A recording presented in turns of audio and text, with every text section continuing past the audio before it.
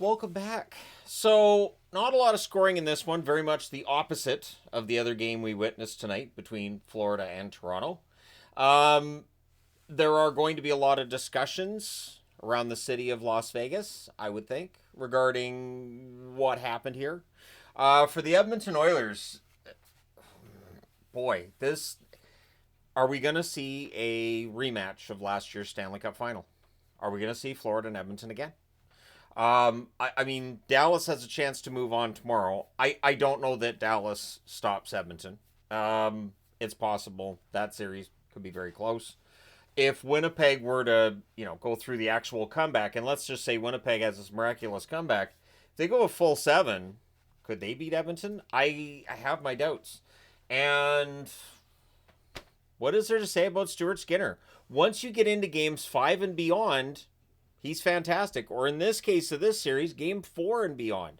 He's absolutely fantastic. If that Stuart Skinner was able to play all the time, nobody would talk about the goaltending with the Oilers. And that's the thing, is that he does play very well. It does not mean that he doesn't play poorly at other times as well. But this one tonight, boy, Skinner versus Hill. And they were, I think, the best player for each team. So Stone not playing, I think that definitely affected Vegas. I think that affected Vegas and their attack a lot. Mark Stone is such a very important person to their forward group, both defensively and offensively. Dorofiev has a one-timer that's held. Good forechecking by Vegas early in this one. And they had the only shot on net 3 minutes in. Not that they were controlling a lot, but they were limiting the Oilers' chances so far. Howden to Eichel near miss. Vegas presses at 7 minutes. Kane has a chance that's held. There's some pushing. 9.5 minutes into this period, the shots are only one apiece. And so it really was, I mean, the chess magnets on the board, because this very much was a chess style of game. And it felt like the Oilers were doing their best to make sure that the chances weren't there. One thing I noticed too was neither team was going after the other team's goaltender. And I feel like this game was so very important that both teams were being very disciplined in their play tonight. So, much quieter start than game 4. Carlson has a rush chance that he fires wide. Haig then has one that's kicked aside. Vegas presses with 8 minutes left. Things get punchy and a hold by Skinner. Not a lot of that tonight, though. Not nearly as much as we might have expected in this one. Bouchard's denied. The rebound's held. There's a post for Nugent Hopkins. Then Vegas clears the puck. Vegas has a 2-on-1 that's broken up. With 4.5 minutes left, the shots are 4-3 in favor of the Oilers. Kapanen has a shot that's kicked aside. The teams trade rushes. It's getting kind of pushy on most whistles here, but again, we're not seeing a lot out of that. But with 1:06 left, the Oilers get a power play. Bouchard has a buzzer beater that is blocked, and there's not much else to write with that power play. It rolls over into the second period. We have no goals after that first. Second period.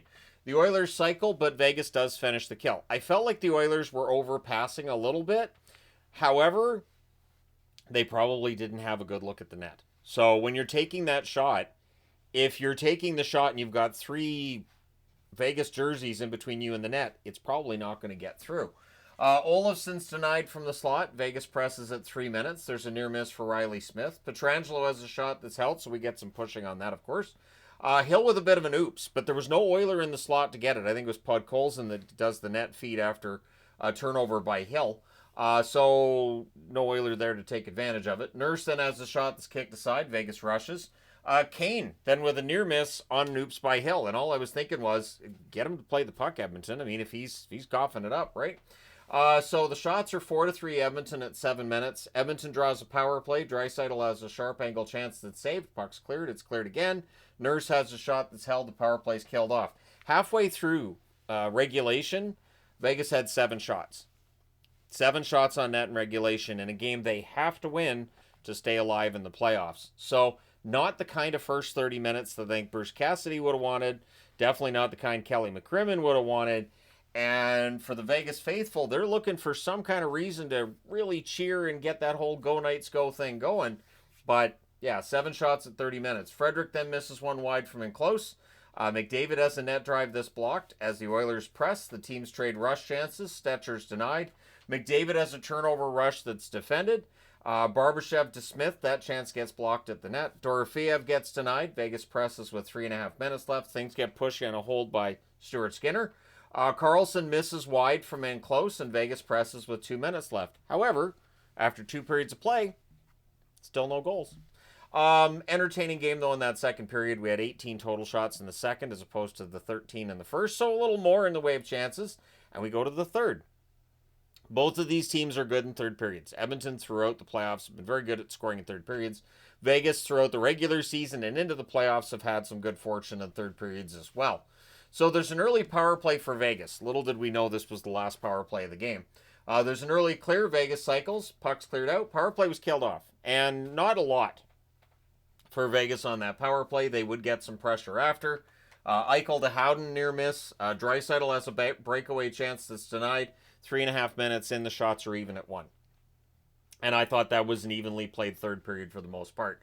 Net feed to Henrique gets blocked. Teams trade turnovers. Vegas presses at 6 minutes. The Oilers are forced to ice it. And this first goal is looming large already. Because we're into the third period. I think that was about the 5-minute mark that I wrote that down. And it felt like we're already into first goal wins territory. I didn't want to put first goal wins territory. Because then in the event that we had a crazy rest of the game, it would look like, oh, THG with the jinx. Well, we'll get into that.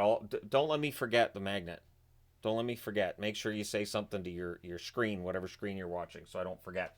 Anyways, where was I? Yes, Draisaitl's denied via a 2-on-1 rush. Hurdle has a rush chance that's blocked. Hyman has a net drive that's blocked as well. Shots are only 4 apiece at 8.5 minutes, and the tension is ratcheting up at the Fortress at this stage. Eichel has a rush chance. Shoulder saving out on that. Good forechecking by Vegas leads to some pressure. McNabb's denied from the slot. More pressure. Vegas is building some momentum. The fans call one. The referee does not. They did not chant, "Ref, you suck." They didn't. Dorofeev can't bury one in close. The Oilers then are forced to ice it. With 4.5 minutes left, the shots are 7-5 Vegas. So they're starting to get some opportunities here. Just looking to hit the net. Wallman has a net feed that's blocked. Kulak then has a one-timer that deflects wide. Fans call delay of game. The referee didn't because it deflected out. It did not go straight out.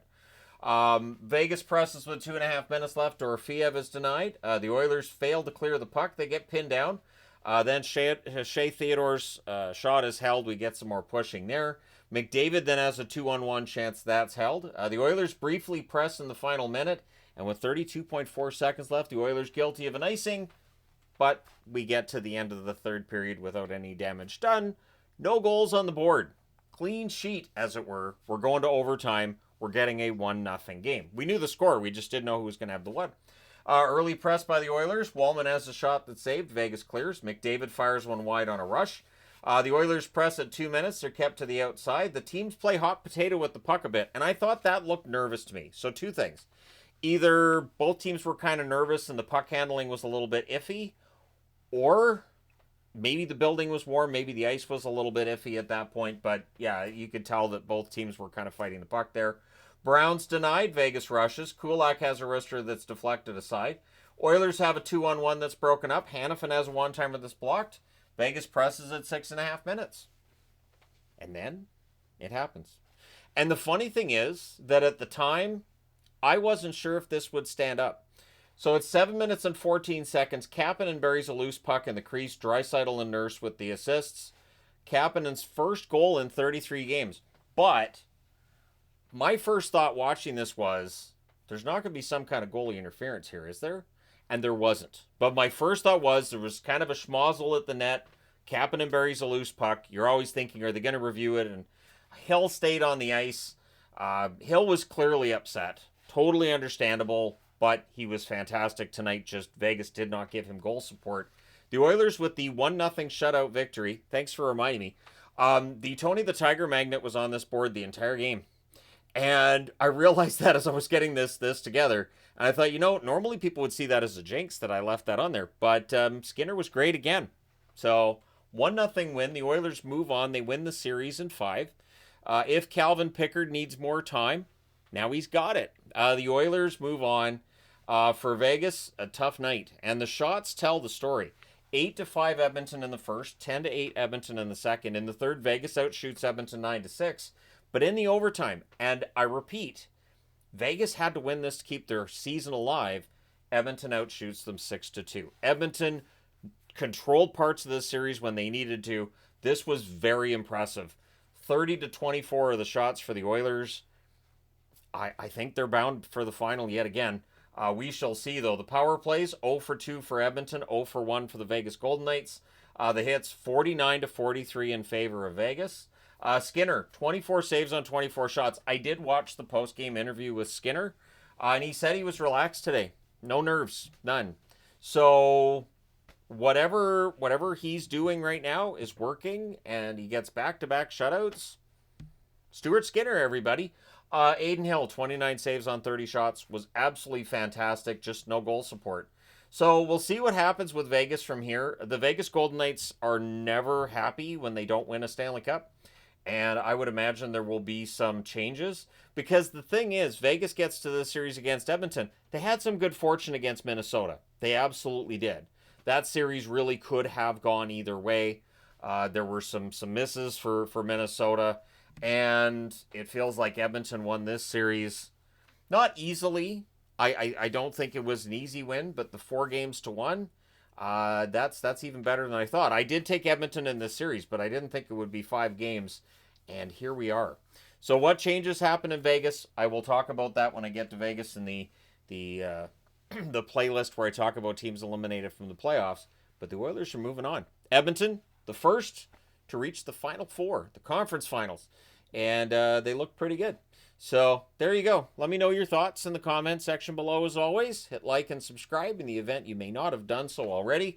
Congratulations to the Oilers and their fans. You guys are moving on yet again. So bragging rights are yours. And there is a chance they could be the only Canadian team left when we get to that Final Four. So all the best to them. Boston Pizza's ready to throw a parade if they get that far. But let me know your thoughts. Hit like and subscribe in the event you've not done so already. Thank you guys so much for all your support. It's greatly appreciated. I will talk to you again soon.